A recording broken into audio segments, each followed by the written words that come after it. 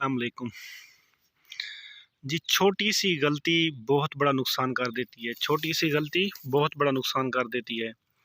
اب یہ کسان بھائی نے کھاد بھی ڈالی ہے، پانی بھی لگایا ہے، اور اس کی یہ کنڈیشن ہوگی ہے اس کی گندم کی۔ اس کی وجہ کیا بنی ہے؟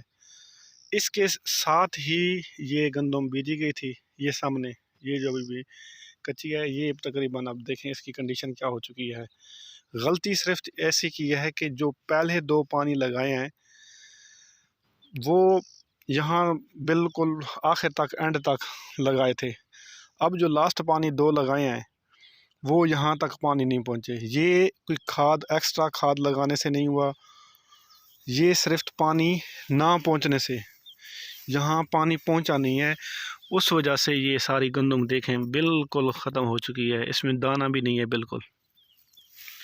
یہ کنڈیشن بن چکی ہے گندم کی، حالانکہ اس کے ساتھ کی جو ہے گندم، اس کی کنڈیشن دیکھیں، یہ ابھی مکمل دانہ ہے بالکل، اور دانہ بھی ہیلدی ہے۔ باقی اس کے ساتھ والی کی گندم بالکل جو پانی سے زمین رہ گئی تھی اس کی کنڈیشن یہ وہ بڑی ہے، بالکل ختم ہو گئی یہ جگہ۔ کیا وجہ کیا بنی ہے؟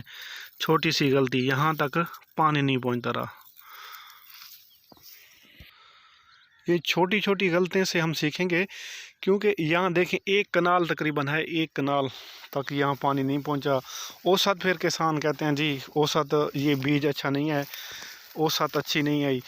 جب ایک کنال میں ایسی کنڈیشن ہو جہاں بالکل دانہ بھی نہ ہو، یہ دیکھیں بالکل ٹوٹ جاتا ہے، پودا بھی ٹوٹ رہا ہے، بالکل ہاتھ لگانے سے ٹوٹ رہا ہے۔ کیا یہاں پانی نہیں پہنچا؟ صرف کھاد بھی لگے، دو پانی جب لگائے تھے پانی یہاں پہنچا تھا، اتنی بڑی ہو گئی تھی گندم۔